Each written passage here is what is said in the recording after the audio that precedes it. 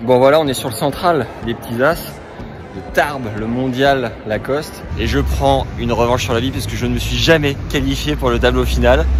Je vais vous montrer l'envers du décor, les coulisses. On va à la rencontre de 2 joueurs sponsorisés Lacoste. Je vais taper avec eux, interviewer les fondateurs historiques du tournoi. Et sans transition de Melbourne, il fait -1 degré, c'est un bonheur. On y va.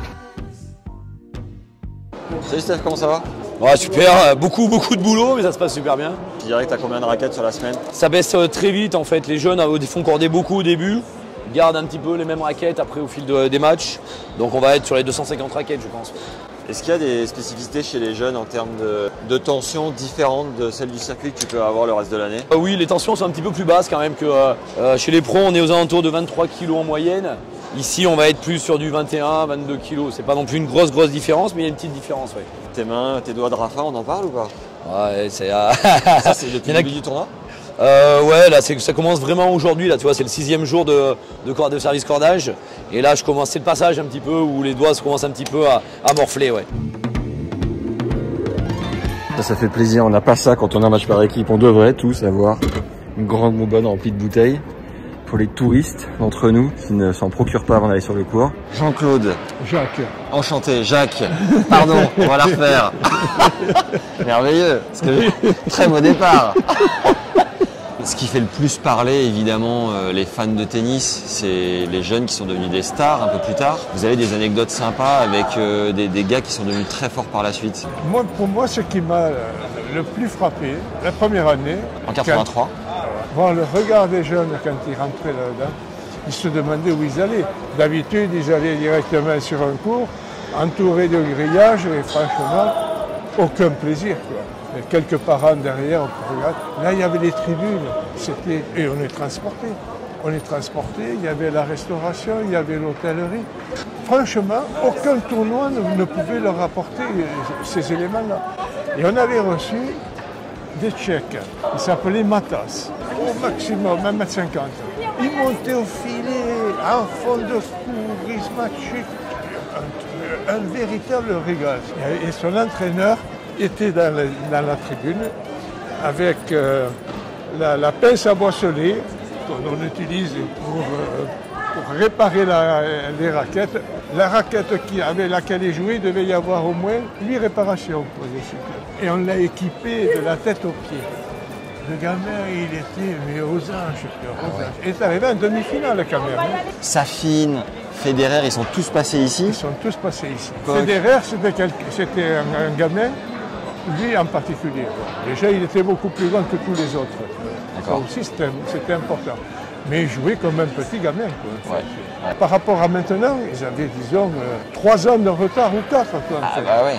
Nadal, on voyait qu'il ne lâchait rien. Quoi. Par rapport aux autres, il était vraiment au-dessus. Pour moi, mentalement, il était au-dessus. Et Gasquet, on sentait son talent transpirer si fort déjà à l'époque? Vous auriez mis une pièce sur lui à l'époque aussi?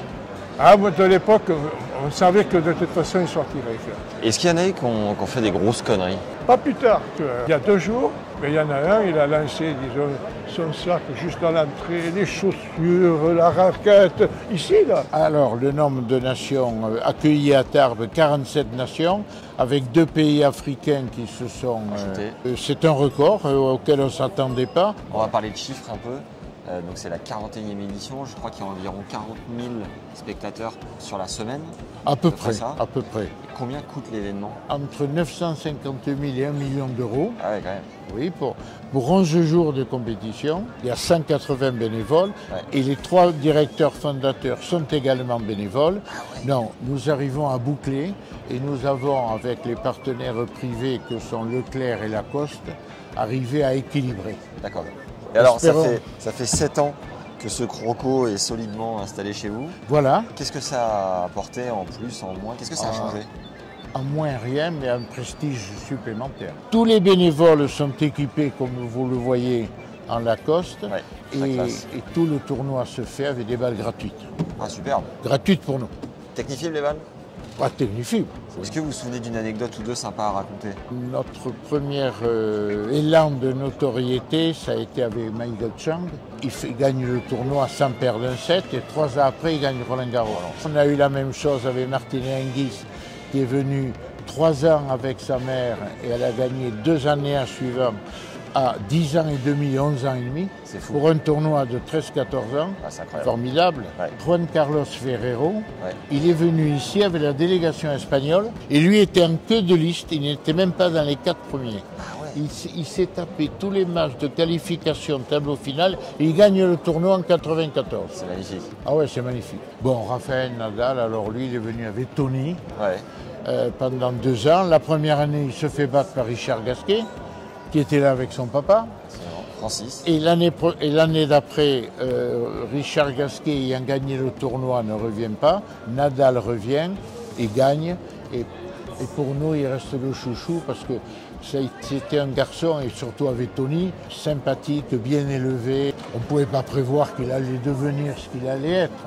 Mais vraiment un contact très bien. Et d'ailleurs, c'est un des rares à Roland-Garros avec qui on arrive à avoir un contact. Ah, c'est chouette. On a fait une exhibition avec lui, il avait déjà gagné son premier Roland-Garros contre Fabrice Santoro.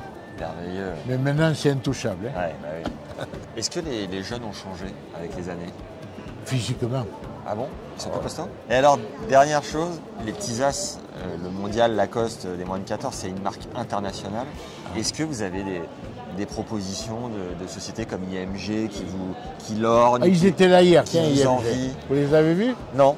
Il y avait Régis Brunet et puis son successeur. Là. Reg? Ouais. Ah, je l'ai pas vu. Ah ouais, ouais. Et il revient aujourd'hui. Ah ben merveilleux. Ouais, Ah, faut il est absolument que je le super. croise. Avec lui, on a organisé des exhibitions avec Mauresmo, avec Noah, Barami. Vous avez fait les 400 coups avec Reg. Et Nadal Santoro, je l'ai fait avec Régis Brunet aussi. D'accord. Ouais. Alors- Oui, mais non, mais alors des propositions, on en a eu depuis des années Ouais. pour Toulouse. Pour le faire à Toulouse ou le faire à Pau. Jusqu'où iront-ils ces trois magnifiques? On va assurer au moins encore 2 autres tournois. On peut donner un indice sur les successeurs ou pas?